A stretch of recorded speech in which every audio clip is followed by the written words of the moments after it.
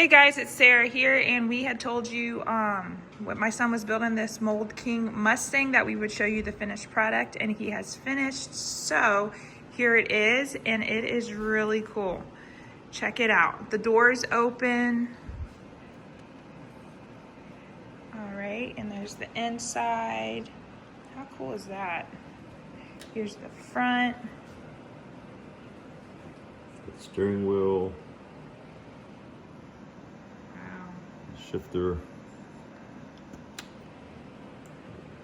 you can see how large it is. It's a pretty big build.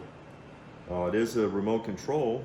It is RC, and so again, when you're done building, you lift up your trunk, and inside is the battery pack. Show them real quick.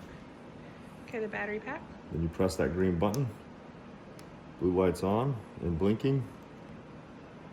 Of course, close the trunk. All right. And of course, the remote control, you build that as well. You build the remote control, has a little power switch. And then you're ready to drive.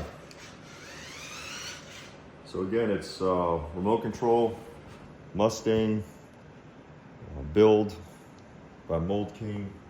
If you have someone who enjoys building things, it took our son about a week to get this thing done.